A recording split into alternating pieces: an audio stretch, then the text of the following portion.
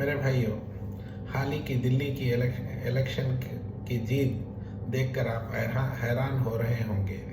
ये हिंदुस्तान की तारीख में ये जीत नहीं बल्कि एक ज़लज़ला या भूकंप कह सकते हैं, क्योंकि ये जीत नफ़रत की जीत है, इंसानियत की हार है। ये आरएसएस और बीजेपी की सोच हिंदुस्तान की तबाही है।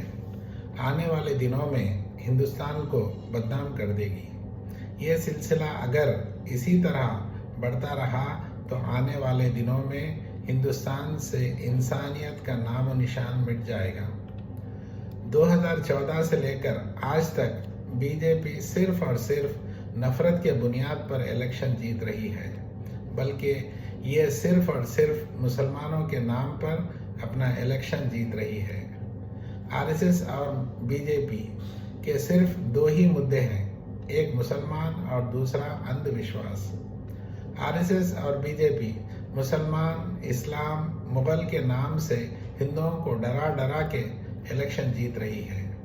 अगर हिंदुस्तान में मुसलमान ही नहीं तो आरएसएस और बीजेपी बिल्कुल नहीं रहेगी, इसका खात्मा हो जाएगा। आरएसएस और बीजेपी मुसलमान के दुश्मन हैं। ये मुसलमान की तरीक़े को नुकसान करके और अमन और शांति को बर्बाद करके हिंदुओं की वोट लेना चाहती है। मुसलमान को मजहबी तौर पर या रिलीजियसली, पॉलिटिकली, इकोनॉमिकली, एजुकेशनली और सोशली तबाह करना चाहती है। अगर इस देश में मुसलमान नहीं तो आरएसएस और बीजेपी खत्म हो जाएगी, इसका नामो निशान भी मिट जाएगा। मुसलमान के नाम पर इस देश का सारे हिंदुओं के दिल में नफरत फैलाकर अपना वोट हासिल करना चाहती है। मुसलमान से बदला लेने के लिए हिंदुओं को एक करके सारे हिंदुओं को अंधविश्वास और गुमराही की तरफ ले जा रही है। कभी राम के नाम पर तो कभी शिव के नाम पर, कभी कृष्ण के नाम पर तो कभी हनुमान के नाम पर, कभी हिंदुत्व के नाम पर तो कभी सनातन धर्म के नाम पर ये गुमराह कर रही है।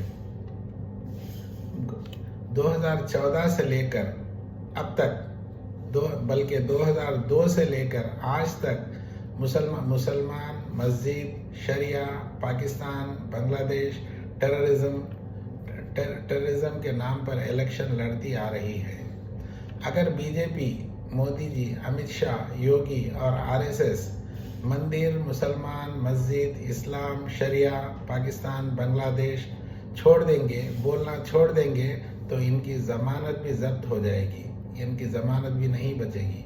ये इलेक्शन जीत ही नहीं सकते। बीजेपी, आरएसएस, मोदी जी पिछले 10 साल में करा ही क्या है? गरीबों को लूटा है और अमीरों को पाला है। पेट्रोल, डीजल, गैस का दाम बढ़ता जा रहा है, रुपया घटता जा रहा है, डॉलर बढ़ता जा रहा है, खाने पीने के दाम भी बढ़ते जा रहे हैं। Medical, education, insurance, bank interest वगैरह वगैरह के दाम बढ़ते जा रहे हैं और उनके मित्रों, उद्योगपतियों के कर्जे माफ़ किए जा रहे हैं।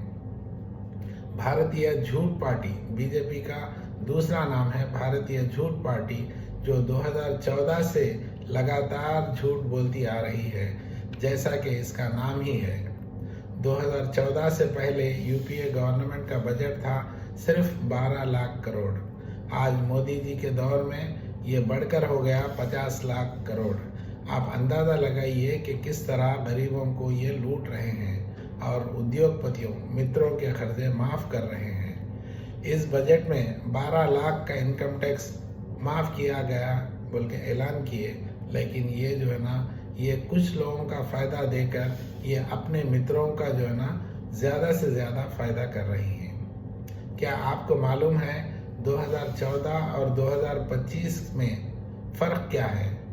सिर्फ दाम बढ़ते जा रहे हैं, इनकम नहीं बढ़ रही है, बेरोजगारी बढ़ती जा रही है, पब्लिक में विश्वास घटता जा रहा है। आम आदमी बिल्कुल जैसा परेशान था उससे ज़्यादा परेशान होते जा रहा है। जैसा कि पेट्रोल का दाम 2014 से पहले 60 रुपया था, आज 100 रुपया हो गया। गैस सिलेंडर 400 रुपया था, आज 1000 से भी ज़्यादा हो गया। दाल 60 रुपये के करीब थी, आज 200 रुपये के करीब पहुंच गई। डॉलर का रेट 50 रुपया था, आज 90 रुपया बढ़ गया। ये है मोदी जी और बीजेपी की तरक्की। आम आदमी परेशान है, मोदी जी के मित्रों की विकसित हो रही है। हिंदुस्तान की तारीख में मोदी जी सबसे बड़े डरपोक और फेल प्राइम मिनिस्टर हैं। ये चाइना के खिलाफ कभी बोल नहीं सकते, बोलने से डरते हैं, ना आज तक बोला है, ना कभी आपने मीडिया को मुंह दिखाया है। आरएसएस और बीजेपी के अंध भक्तों ने मोदी जी को अपना हीरो बनाया है, जबकि ये हिंदुस्तान के सबसे बड़े मुजरिम और डरपोक प्राइम मिनिस्टर है। इनके अंध भक्तों से कभी बत्ती जलाया है तो कभी थाली बजाया है, कभी मंदिर मस्जिद हिंदू मुसलमान के नाम पर वोट मांगा है तो कभी गौमूत्र पिलाया है। अब हद तो ये हो गई है कि सारे हिंदुस्तान को कुंभ मेले में डुबाया है। ज़रा सोचिए, यूरिन या गौमूत्र और गोबर से इंसान को क्या फ़ायदा हो सकता है? वो बॉडी का सबसे ज़्यादा टॉक्सिक केमिकल है। जो टॉक्सिक, जो बॉडी में वेस्ट है, वो जो है ना यूरिन और टॉयलेट में रहता है, जिसको जो है ना मोदी जी सबको गौमूत्र के नाम से सबको पिला रहे हैं। अब तो हद ये भी हो गई है कि कुंभ के नाम पे सारे हिंदुओं को, हिंदुस्तान के हिंदुओं के बल्कि दुनिया के हिंदुओं को बुलाकर डुबाया जा रहा है। फिर भी अंधभक्तों वाह वाह कर रहे हैं, सारी दुनिया हंस रही है, ये खुश हो रहे हैं। ज़रा सोचिए, साइंटिफिकली क्या हजारों करोड़ों लोग अगर एक ही पानी में स्नान कर रहे हैं तो वो पानी साफ रहेगा क्या गंदा रहेगा? ये मोदी जी, योगी जी, अमित शाह की मिराकिल है, करिश्मा है, जो लोगों को जो है ना अंध कर दिया है, यानी कि सोच भी नहीं सकते हैं। ज़्यादा नॉलेज है, पढ़े लिखे हैं, काबिल लोग हैं, लेकिन वो सोच नहीं सकते। उनके दिलों पे, उनके दिमागों पे पर्दा डाल दिया गया है। यह है मोदी जी, योगी जी, अमित शाह और आरएसएस बीजेपी की सोच। स्नान से पाप धुल जाएंगे। ये अंधविश्वास और नफरत की हद पार कर गए हैं, जिस पर योगी गवर्नमेंट 7,500 करोड़ के करीब बजट भी बनाया है, जो पब्लिक को फूल करने के लिए इस्तेमाल किया गया है। ये पागलपन की हद हो गई है, पब्लिक को फूल करने की हद हो गई है। आरएसएस, बीजेपी, मोदी जी, योगी जी और अमित शाह की। आरएसएस, बीजेपी, मोदी जी, अमित शाह, सुन लो, और अंधभक्तों सुन लो, गौर से सुन लीजिए कि आपका पाप जब तक नहीं धुलेगा, जब तक आपका महापाप की माफ़ी नहीं मांगेंगे। आपका महापाप ये है कि आप अपने भगवान को छोड़कर, जिसने तुम्हें, हमें, सारी दुनिया को बनाया है, उसको छोड़कर किसी और को भगवान मानकर पूजा कर रहे हैं। उस भगवान के साथ नाइंसाफ़ी कर रहे हो, उसका खाते हो, पीते हो और फ़ायदा उठाते हो, और पूजा किसी और की करते हो, और उसी को भूल जाते हो। वो कभी माफ़ नहीं करेगा। अपने हाथों से मूर्ति बना कर इंसान को भगवान मानकर पूजा कर रहे हो, और सारी दुनिया के लोगों को भी गुमराह कर रहे हो। इस पाप को वो भगवान, जो सच्चा भगवान है, जो तुम्हारा और मेरा भी भगवान है, कभी माफ़ नहीं करेगा। चाहे तुम हजारों महाकुंभ में डुबकी लगाते रहो, हजारों साल भी अगर डुबकी लगाते रहो, ये पाप तुमको माफ़ नहीं होगा, वो भगवान तुम्हें माफ़ नहीं करेगा। ज़रा सोचो, कभी इंसान भगवान बन सकता है? या अच्छी तरह जानते हो एक इंसान कभी भगवान नहीं बन सकता, ना ही कभी भगवान इंसान बन सकता है। इनका ना कोई आकार है, ना ये सोता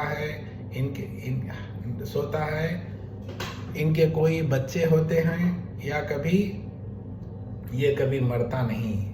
ये इंसान जैसा खाता नहीं, या इंसान जैसा इसको भूख नहीं लगती।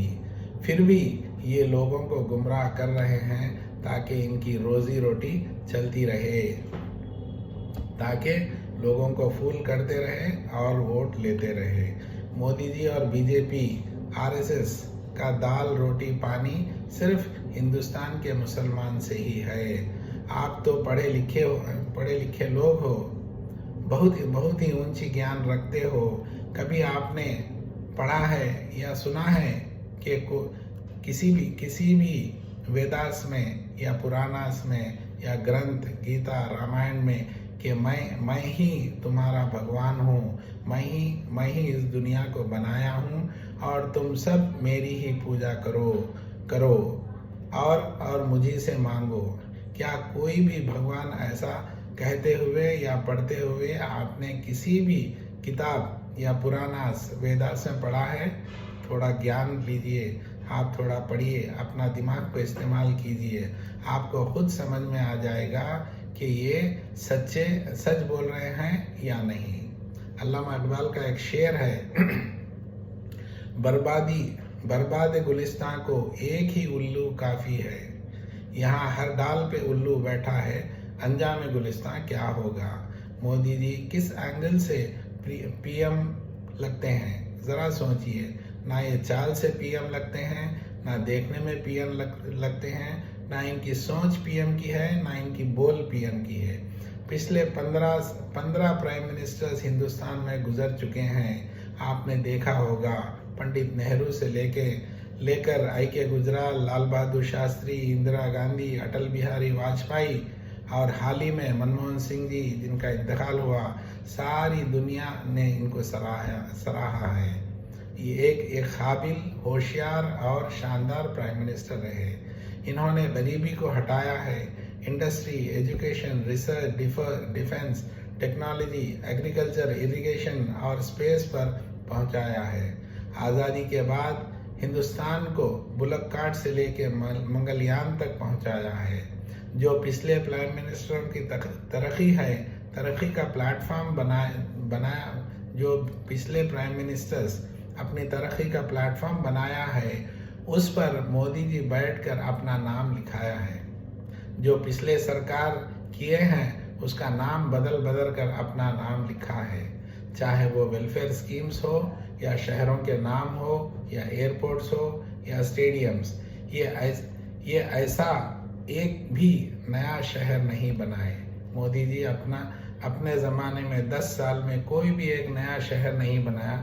जो मुगलों ने बनाया है सिर्फ उसका नाम बदला है, इसीलिए ये कॉपी कैट प्राइम मिनिस्टर कहलाते हैं। फिर भी ये लोगों को गुमराह कर रहे हैं ताकि इनकी रोजी रोटी चलती रहे, ताकि ये लोगों को फूल करते रहें और वोट लेते रहें। मोदी जी और आरएसएस का दाल रोटी पानी सिर्फ हिंदुस्तान के मुसलमान हैं। मेरे भाइयों, ये आरएसएस, बीजेपी, मोदी जी और अमित शाह एक पॉलिटिकल एजेंडा है। पावर में रहने के लिए मुसलमानों के खिलाफ हिंदुओं को भड़का रहे हैं। अगर आप चाहते हैं हिंदुस्तान में अमन, तरक्की और भाईचारा रहे तो ये आरएसएस, मोदी जी, योगी, अमित शाह की राजनीति छोड़िए, कांग्रेस को वोट दीजिए, राहुल गांधी को प्राइम मिनिस्टर बनाइए। सोनिया गांधी, राहुल गांधी एक जो है ना काबिल खानदानी जो है ना, ये लोग राज कर रहे हैं। इंसानियत की इनके पास अहमियत है, इंसानियत को जानते हैं, इंसानियत को पहचानते हैं। इनका मज़हब सिर्फ इंसानियत है, ना कि जो है ना हिंदुइज्म है ना इस्लाम है। इस पर गौर कीजिए, कांग्रेस को पावर में लाइए, इस नफ़रत की दुनिया को हटाइए। मोदी जी आरएसएस के मुद्दे को छोड़िए। जय हिंद, जय कांग्रेस।